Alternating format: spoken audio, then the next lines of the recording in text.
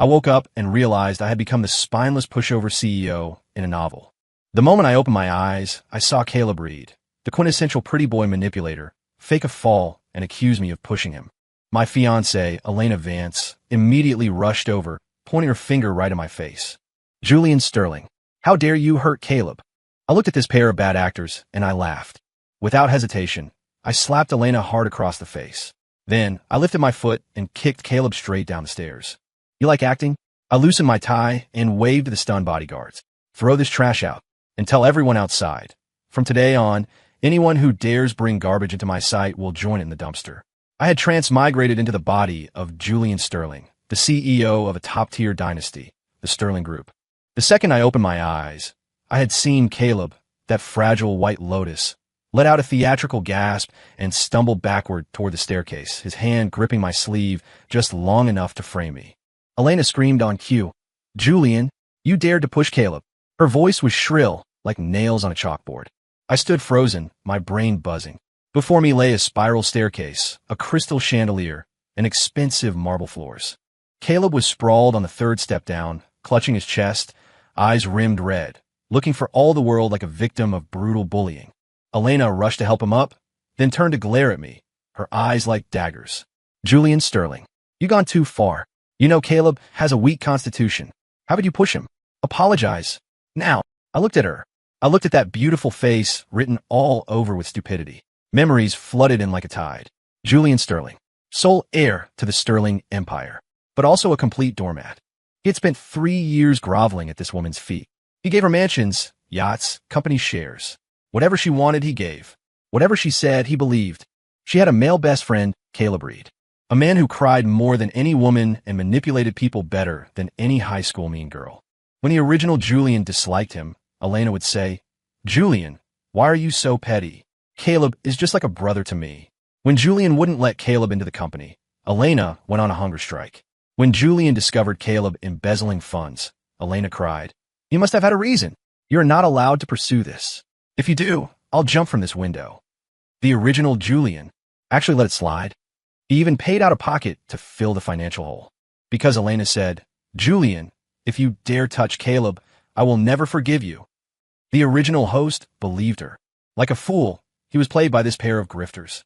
He was drained of his money, hollowed out of his resources, and treated as a joke in high society for 3 years.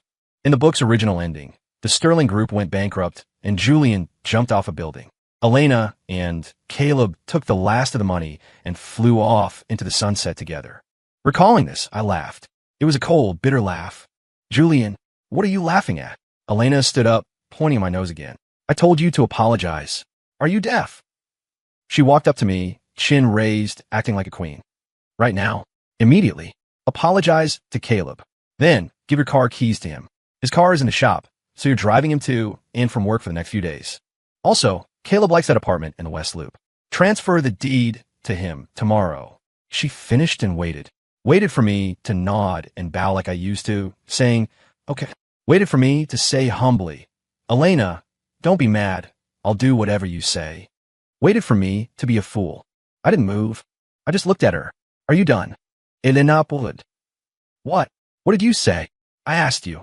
I said, enunciating every word, are you done? Her expression changed. Julian, what is this attitude? I'm telling you, if you don't do what I say today, I will. She didn't finish. I raised my hand. A slap landed hard on her face. Smack.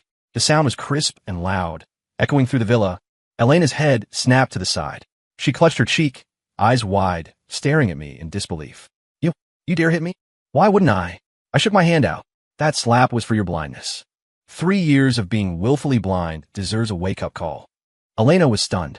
Caleb was stunned too. He sat on the floor, forgetting to fake his tears, staring at me blankly. The servants kept their heads down, but their shoulders were shaking. I couldn't tell if they were terrified or holding back laughter. Julian, you're crazy. Elena recovered, screaming as she lunged at me. I'll kill you. I sidestepped. She hit empty air and nearly fell over. Security, I said. 2 men in black suits immediately stepped out from the shadows of the staircase. Mr. Sterling, watch her. Yes, sir. The bodyguards flanked Elena, pinning her by the shoulders. She struggled, but couldn't break free. Let go of me. You let go. Julian, Tell them to let me go. I ignored her and walked toward Caleb. He was sitting on the stairs, panic rising in his eyes as I approached. Julian, bro, what are you doing? I didn't speak. I walked right up to him. I lifted my leg, aimed at his chest, and kicked down hard. Thud.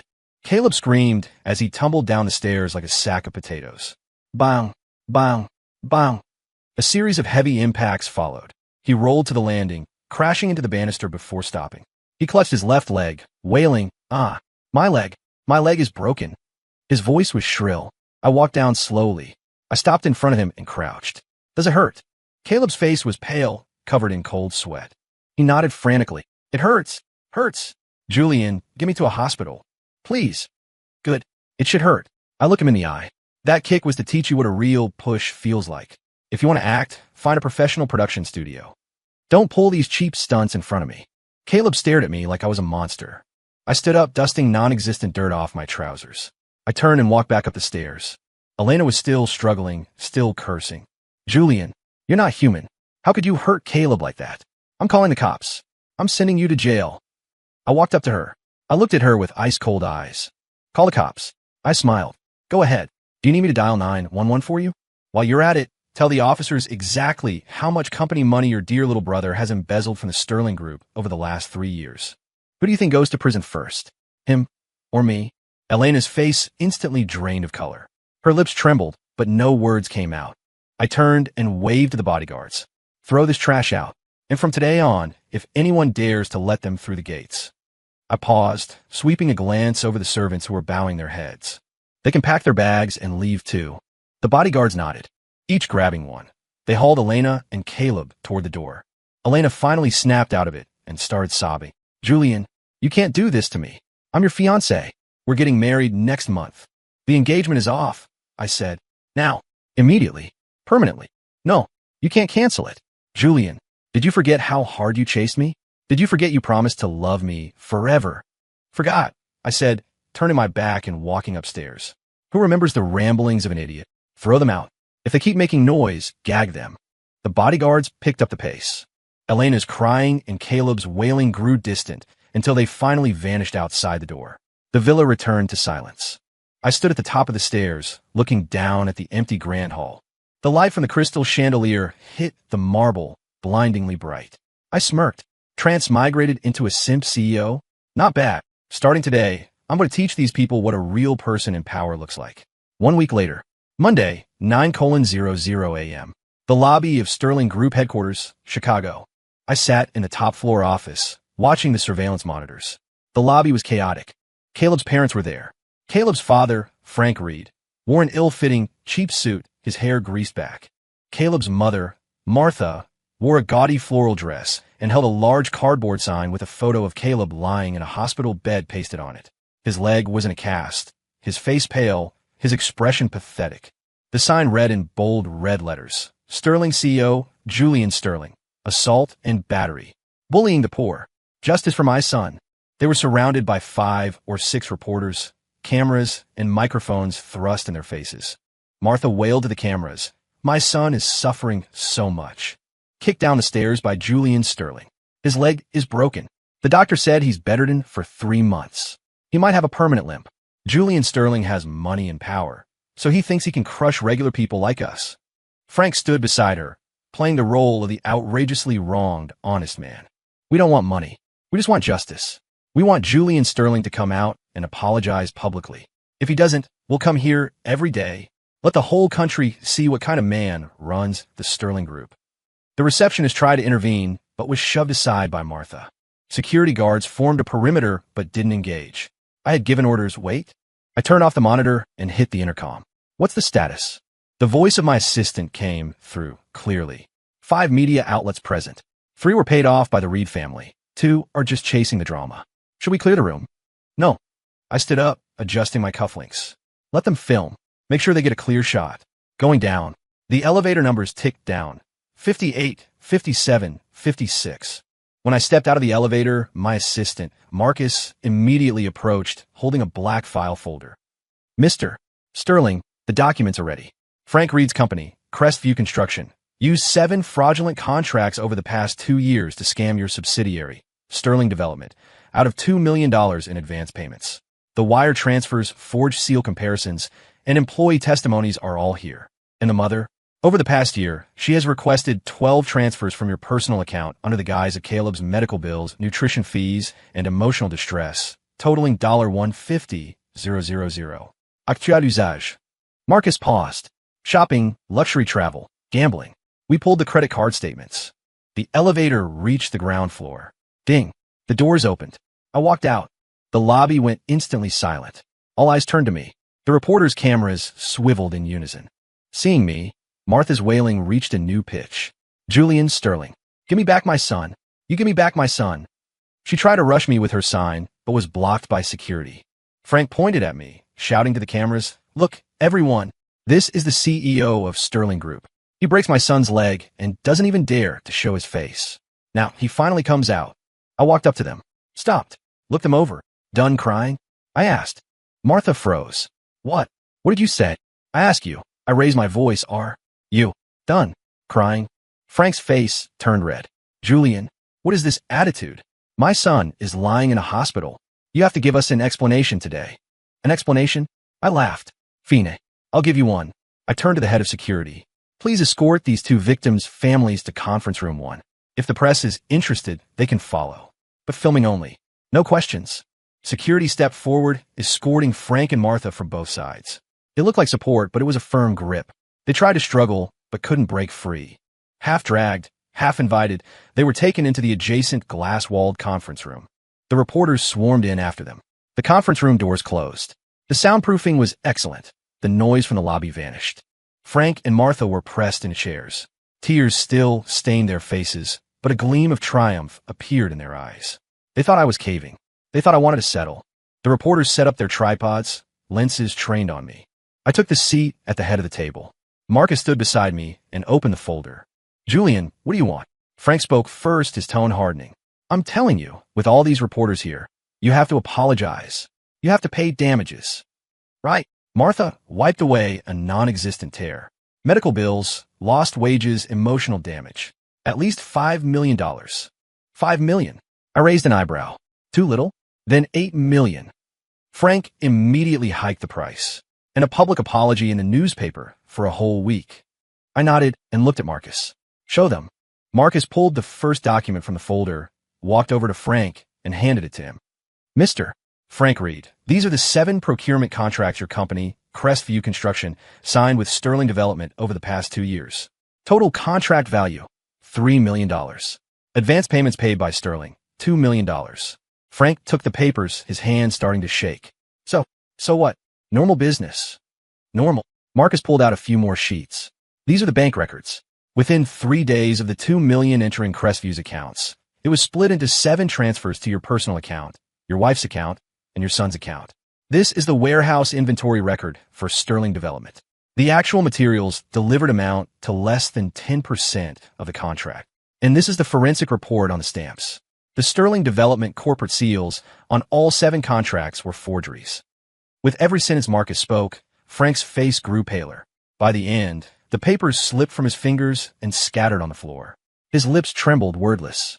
The reporter's cameras immediately swung toward him. Mr. Reed, is the assistant telling the truth?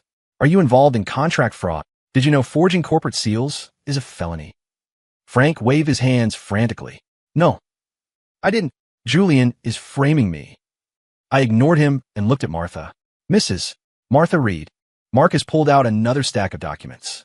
In the past year, you demanded 12 transfers from Mr. Sterling's personal account, claiming your son Caleb was in critical condition, totaling $150,000. These are the transfer records, and these are your spending records for the past year.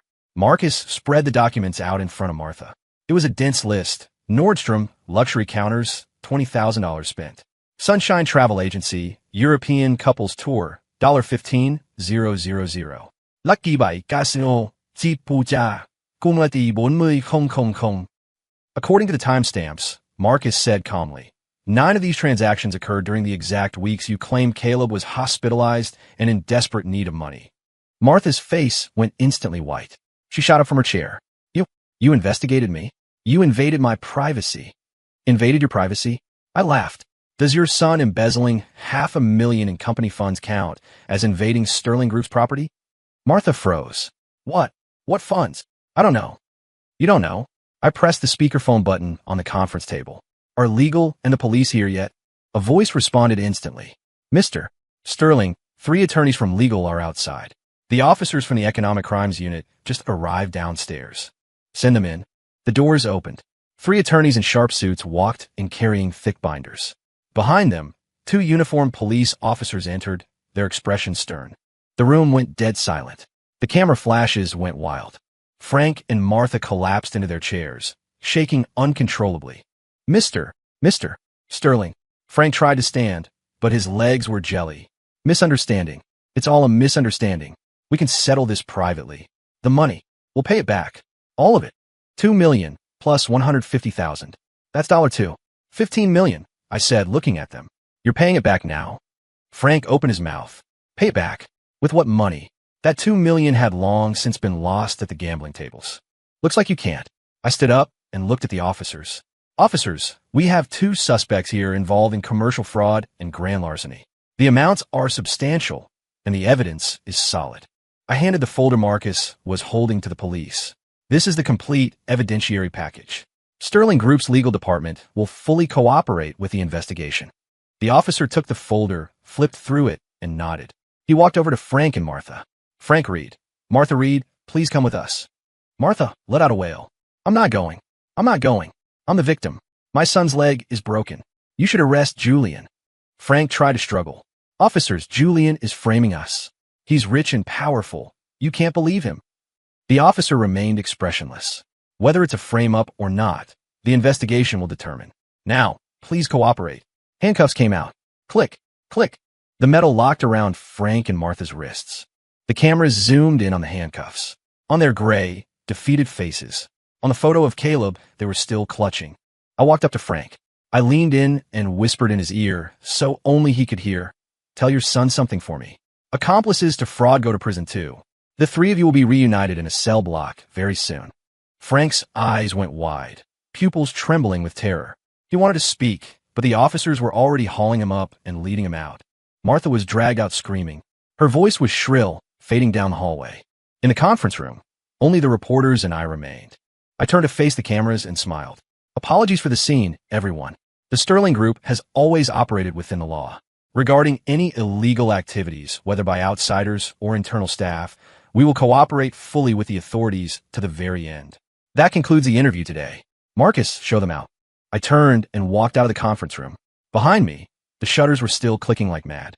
But nobody cared if Caleb's leg was broken anymore. They cared about tomorrow's headline. Family who tried to extort billionaire arrested for fraud. That afternoon, the hospital. Caleb lay in bed, scrolling through his phone. The screen showed his parents in handcuffs being led out of Sterling Tower. The photos were high definition. He could see everything clearly. The phone slipped from his hand and hit the floor. Screen cracked. He stared at the ceiling, his eyes hollow. The hospital room door pushed open. 2 officers walked in. Caleb Reed, you're suspected of conspiracy to commit contract fraud with Frank and Martha Reed. We're taking you in for questioning. Please cooperate. Caleb didn't move. He just muttered to himself. Reunited? Really? Reunited. 1 month later. West Loop, the Apex Club. The top-floor private suite featured floor-to-ceiling windows overlooking the entire Chicago skyline at night. The room smelled of expensive sandalwood. The tea set was antique porcelain, and the art on the walls was likely priceless. When I pushed open the door, 3 people were already seated. Robert Vance, Catherine Vance, and Elena. And a stranger, a man in his 50s wearing a silk shirt, rolling 2 walnuts in his hand, smiling like a benevolent Buddha. Julian is here. Robert stood up, a plastered smile on his face. Seat. I didn't move. I stood at the door, watching them. Elena was wearing a modest white dress today, light makeup, hair draped softly over her shoulders. She looked down, playing the part of the fragile flower perfectly. Seeing me look at her, she lifted her head, her eyes instantly reddening. Julian, her voice choked up. You finally agreed to see me. Catherine quickly pulled her down to sit, patted her hand, and turned to me with an ingratiating smile.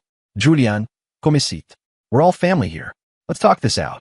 I walked into the room and sat on the single sofa opposite them. Marcus followed me in, closed the door, and stood behind me, holding a tablet and a black folder. Family, I laughed. Robert, did you forget that a month ago, I threw your daughter and her good brother out of my house? Robert's face stiffened, but he adjusted quickly. Young people, you're impulsive. We understand. He poured me tea and pushed it across the table. Julian, we asked you here today to clear the air. Look, you and Elena have been engaged for 3 years. Your relationship was always good. It was that Caleb Reed driving a wedge between you. Robert feigned outrage. That kid, I never liked him. Always hanging around Elena with bad intentions. Elena is just too innocent. She got tricked by him. He looked at Elena. Elena immediately nodded, tears falling. Julian, I really know I was wrong. Caleb lied to me. He said you didn't care about me. Said you had someone else. That's why I... Her shoulders shook with sobs. I know now who really treats me well. Julian, let's make up, okay? I'll listen to you from now on. I won't associate with those trashy people anymore. I picked up the teacup and took a sip. Didn't say a word. Seeing this, Robert thought my resolve was weakening and immediately upped the ante. Julian, look how sincere Elena is. Just forgive her this once. How about this? You apologize to Caleb's family, pay a little settlement, and we put this behind us. And then, I asked. Then, Robert's eyes lit up. That development project in the East District is going up for bid soon, isn't it? Mr. Thorne here is very interested in that land. He gestured to the man rolling the walnuts. This is Victor Thorne, chairman of Thorne Enterprises. He's also Elena's godfather. Victor finally spoke, his voice deep and resonant. Nephew Sterling, I used to drink tea with your father back in the day. Young men have tempers. It's normal. But you have to leave yourself an exit strategy. He slowly rotated the walnuts in his palm. The business with the Reed kid is getting messy. The internet chatter isn't good for your image or Sterling Group stock. Here's the deal. Give me face. Let Thorne Enterprises take the East District project. I'll handle the media for you. Guarantee nobody mentions the assault again. He paused, looking at me. Harmony brings wealth. Don't you agree? The room went quiet. Everyone looked at me, waiting for me to nod, waiting for me to compromise, back down, and submit like I always used to. I put down the teacup and smiled. Are you done? I asked. Robert blinked. Julian, if you're done, it's my turn. I raised my hand. Marcus handed me the tablet. I unlocked it, opened a video file, and turned the screen to face them. The screen lit up. The footage was grainy, a hotel hallway security camera. Timestamp, 3 months ago, 11:47 p.m. In the video, Elena, wearing a revealing slip dress, was holding a man's arm as they walked into a hotel room. That man was the one currently sitting in this suite, rolling walnuts, Victor Thorne. The door closed. The video ended. The silence in the suite was deathly. Elena's face went paper white. She opened her mouth to speak, but no sound came out. Robert and Catherine stared wide-eyed at the screen, then at Elena, then at Victor. The walnuts in Victor's hand stopped moving. The benevolent smile on his face slowly petrified. This is fake. Elena shot up, her voice screeching. Julian, you faked this video. You're trying to smear me. Fake. I tapped the next file. Hotel, registry records. ID numbers, names, check-in times. Crystal clear. Elena Vance. Victor Thorne. Same room. Do you need me to call the hotel manager in here to confirm? I asked. Elena collapsed back into her chair, shaking violently. Robert whipped his head around to look at Victor, eyes burning with rage. Victor, you and Elena. Victor's face was dark. Bob, now isn't the time for this. He looked at me, his gaze turning cold. Nephew Sterling, there's no need to air private laundry like this, is there? No need. I laughed. All right, let's talk about something that is needed. Marcus opened the black folder.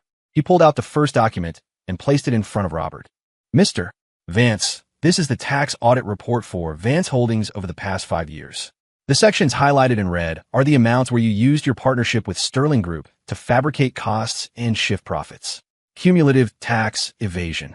Robert looked down. The red numbers on the document were shocking. $57 million. His hand jerked, and the paper fell onto the table. This is slander. We run a legal business. Legal. Marcus pulled out more papers. These are the government subsidy grants you obtained through Sterling channels. By law, these funds are earmarked for specific use. But according to the money trail, $43 million flowed into your personal accounts and offshore accounts held by your wife and daughter. These are the bank transfers.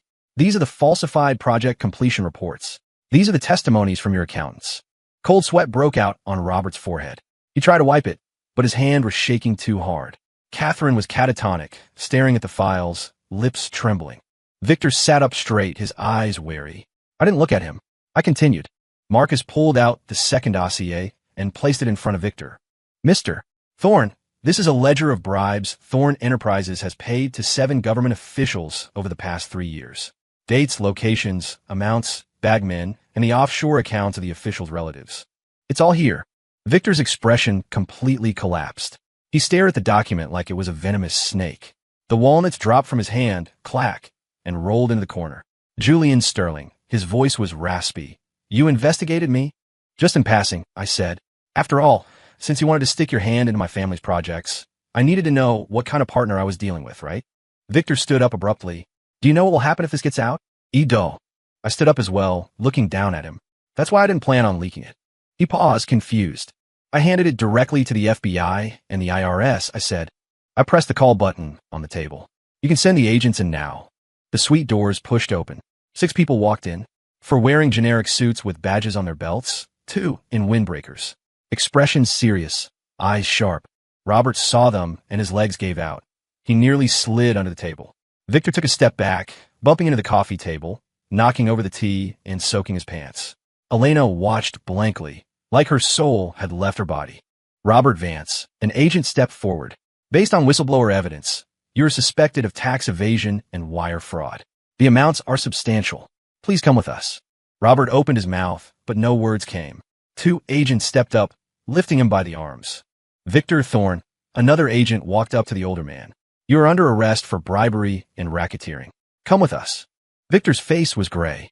He wanted to argue, but in the end, he just hung his head. He was let out. Only Elena and Catherine remained. Catherine burst into tears, grabbing Elena's hand. What do we do? Your dad's been arrested. What do we do? Elena ignored her. She lifted her head and looked at me. Her eyes were empty, numb. Julian, her voice was light as a feather. You planned this all along, didn't you? Since when? Since the first time I made my move against you. Conspiracy to commit bribery. You acted as the broker to get the Vance family kickbacks from Victor. I looked at her. Elena, with all the charges stacked, that's enough for you to sit in a cell for a few years. Elena Logid. It was uglier than crying. A few years. A few years. She muttered. Then, she suddenly grabbed a teacup from the table and hurled it at me. Marcus stepped forward and blocked it. The cup shattered on the floor. Julian, I hate you. I hate you. She screamed, trying to lunge at me. But the door opened again. 2 female officers walked in. Elena Vance, you are suspected of fraud and facilitating bribery. We are taking you into custody. Please cooperate. Elena didn't move. She just stared at me with pure venom. The officer stepped forward and cuffed her. Click. The sound was sharp. As Elena was let out, she stopped when she passed me. She leaned in, whispering so only I could hear, Julian, you will regret this. I smiled. Regret. The only thing I regret is being blind enough to let trash like you stay in my life for so long. Her eyes went wide. Then she was pulled away. Catherine ran after them, wailing, Elena, my daughter, let her go. Her voice faded down the hall. The suite finally fell silent. I walked to the floor-to-ceiling window and looked out. The lights of Chicago burned bright, an ocean that never slept. Marcus stood behind me and spoke quietly. Mr. Sterling, the media package is ready. The headline is High Society Wedding Turns to Prison Sentence. Vance Family Tax Scandal and Bribery Ring Exposed. It goes live across all platforms at 7 a.m. tomorrow. I nodded. Make it clean. Yes, sir. 3 months later, the gavels fell on all the cases. Caleb's family of 3, fraud convicted. Frank was the mastermind. Due to the massive sum, he got 12 years. Martha was an accessory. She got 5. Caleb, for conspiracy and a previous embezzlement, got 8 years. The family was truly reunited in the system. The Vance family went down for tax evasion. Robert was the corporate officer, 10 years, plus a $2 million fine. Vance Holdings filed for bankruptcy liquidation to pay debts. Catherine wasn't involved in operations, but she was nailed for asset concealment and money laundering. 3 years for years probation. She was evicted from the villa and moved into a grim apartment in the suburbs. Victor Thorne, bribery and RICO charges. He dragged 7 city officials down with him. He got the heaviest sentence, 15 years, forfeiture of all illegal assets. Thorne Enterprises collapsed overnight. As for Elena, felony fraud, facilitating bribery. The judge ran the sentences consecutively. 11 years. Marcus went to the sentencing. He told me Elena was quiet in the courtroom. Didn't cry, didn't scream. Just looked down at her handcuffs. Like she had finally accepted her fate. I also cleaned house at Sterling Group. In 1 week, I fired 3 executives and 5 middle managers. All of them had ties to the Van Cess or Thorne. Either they took kickbacks or funneled projects. I put the evidence on their desks and let them resign. No one dared to make a scene. The stock didn't drop, it surged. Financial analysts wrote, Sterling Group cleans house, trims the fat. Future looks bullish. I controlled the public narrative the entire time. From the arrest of Caleb's family, to the Vance tax evasion, to Thorne's bribery, to Elena's sentencing. At every step, I fed the media a slice of the truth. Carefully edited truth. Like the ledgers of Caleb's embezzlement. Like the photos of Elena and Victor at the hotel. Like the details of the Van Cess tax fraud. Public opinion was entirely one-sided. Julian Sterling is a boss. About time someone took out the trash. King behavior. Anti-manipulation icon. My reputation hit its peak. The people in my circle who used to call me a doormat now treated me with extreme deference. Mr. Sterling, young and talented. Mr. Sterling, brilliant maneuvers. Julian, let us the lunch sometime. I smiled and nodded. I knew the truth. They didn't respect me. They feared the knife in my hand. And the strength, I had to use it. The dust had settled. My office was quiet. I looked out the window. The city was the same city, but something was forever different. Story complete.